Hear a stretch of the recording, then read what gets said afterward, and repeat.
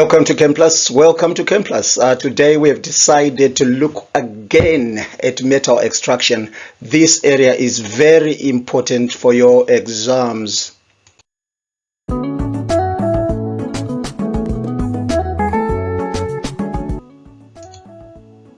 You may be asked to discuss the uses of iron. It is very important to mention that it's used in the manufacture of steel and vehicles.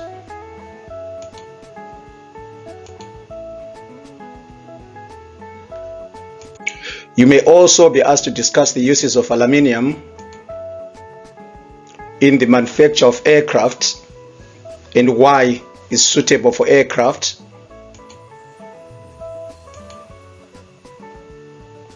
Packaging, is it because it's malleable?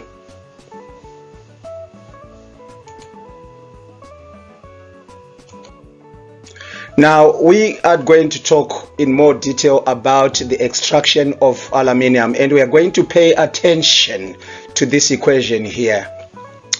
This is iron ore.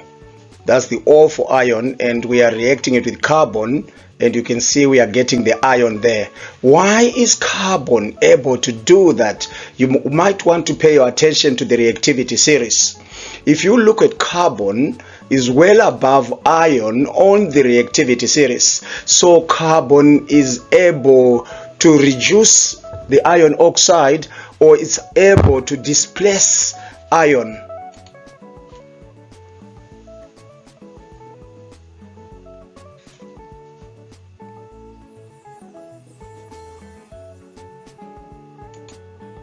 You also need to understand in great detail the extraction of aluminium, especially this diagram here.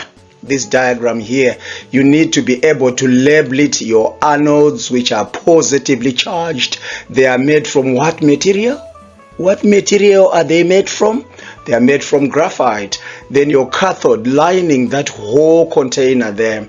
Then your electrolyte is aluminium oxide, and that is aluminium oxide that I'm showing you at the bottom there.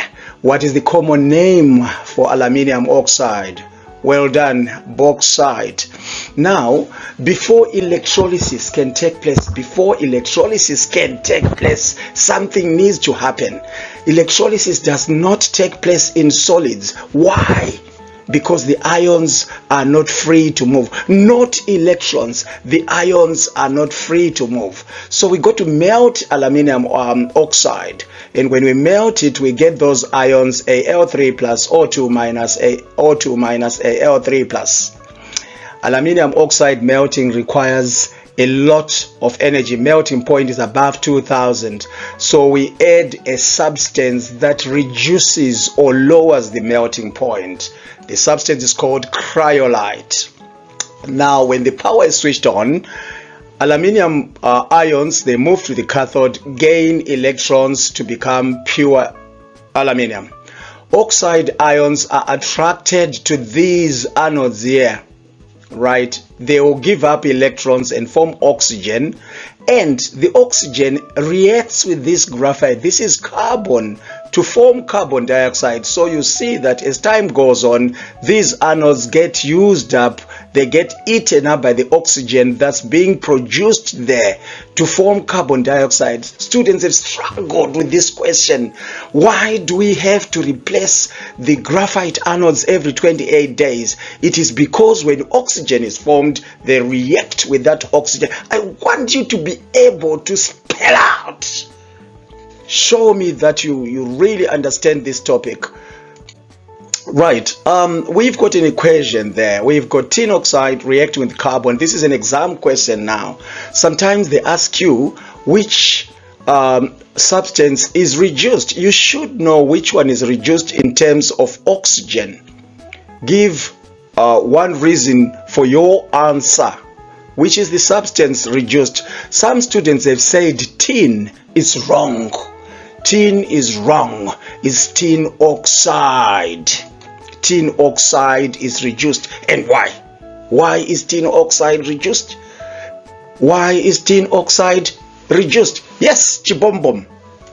Oh, well done. Because tin oxide loses oxygen, you need to be able to spell out.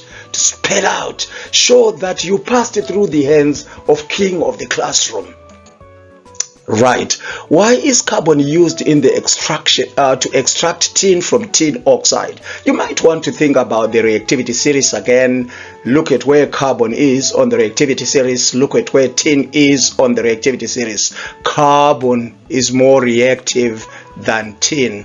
So carbon is able to displace. Carbon is more reactive than tin. That's your answer there. Carbon is more reactive than tin. Right. Explain why aluminium oxide has a high melting point. That is a question.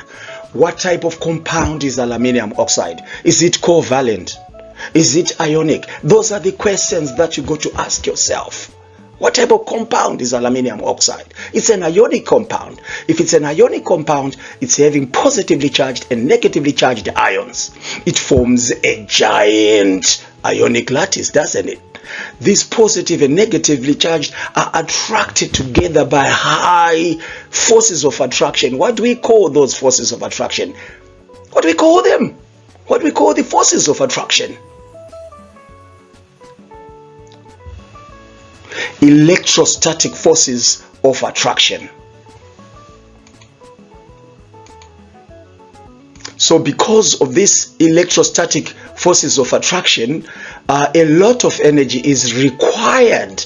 This is what you do to get the full marks. This is not the time to drop any marks. This is not the time. Listen.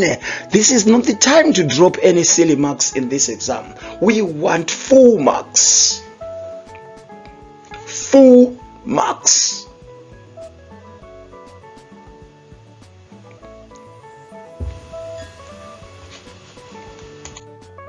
Now, they can ask you again, during electrolysis of aluminium oxide, something is added to that mixture. You should know exactly what we add to aluminium oxide and why. And the substance that we add there is called cryolite. That's what you need for that 1 mark. That 1 mark can move you from a level 8 to a level 9. Right. And why do we add this substance to the electrolyte? To lower the melting point. I've seen some students say to lower the boiling point. No, to lower the melting point. Chem Plus, king of the classroom, signing out.